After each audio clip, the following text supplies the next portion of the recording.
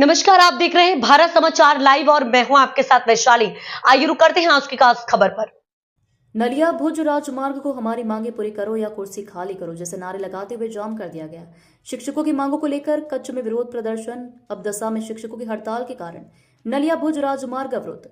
इसके बाद अबदसा के तालुका शिक्षा अधिकारी को आवेदन भेजा गया। बहुजन सेवा के संस्थापक लागन भाई ध्रुवा के 7 छात्रों के और अभिभावकों ने नलिया भुज राजमार्ग को अवरुद्ध कर दिया।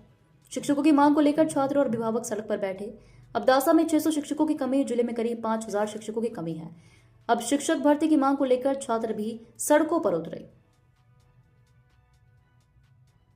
12 आज श्रावण मास के अंतिम सोमवार को लेकर सभी शिव मंदिरों में दर्शन करने पहुंचे सभी भक्तगण। मंदिरों में देखने को मिली लंबी कतारें। वहीं शहर के श्री ज्ञानेश्वर महादेव मंदिर परिसर के महंत जनकपुरी जी महाराज ने बताया कि आज श्रावण माह आखिरी सोमवार है। मंदिर को आकर्षण रोशनी, फूल और गुब्बारों से मंदिर को पूरी तरह सजाया गया है और सभी भक्तों के लिए आज शाम खीर का प्रसाद बनाया गया है। सभी भक्तों को वितरण किया जाएगा। खास કરીને કેટલા વર્ષથી તમે અબડાસા તાલુકાની મુલાકાત લીધી ને અત્યારે જે પ્રજાના કેટલા પ્રશ્નો હતા અને જે નિરાકરણ થયા છે? છેલ્લા 8 મહિનાથી અબડાસામાં દર અઠવાડિયે અબડાસાની સમસ્યાને લઈ અને હું આવું છું અને અહીંના દરેક સમાજના લોકો સાથે હોય છે। દરેક પ્રશ્નો ઉપર કામ કરીએ છીએ। પહેલું જ અમારું આંદોલન રહ્યું નલિયામાં સિવિલ હોસ્પિટલનું। ત્યાં આગળ ડૉક્ટરો નહોતા, ઇક્વિપમેન્ટ નહોતા અને હોસ્પિટલે જર્જરિત હતી।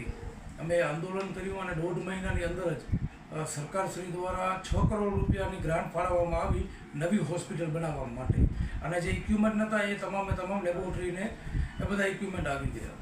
એ બાદ અલગ અલગ ગામડાઓમાં જઈ જ્યાં આગળ એક પણ શિક્ષક નહોતું અથવા એક શિક્ષક હતું તો તાલુકા શિક્ષણ અધિકારીને રજૂઆત કરી અને જ્યાં શિક્ષક વધારે છે ત્યાંથી એ જ્યાં ઓછા છે એવી 4 થી 5 ગામોમાં શિક્ષકો મોકલવામાં આવ્યા। ખાસ એક હાલ જ મુદ્દો છે માછીમારોનો, જે બગડિયા એકલકડી કે હોય એ માછીમારી દૂધપાક 2 મહિના સુધી બંધ હતી। તો માછીમારો બધા એમાં અમારી પાસે રજૂઆત કરીને હું પોતે ત્યાં કને મળવા ગયો અમારી ટીમ દ્વારા।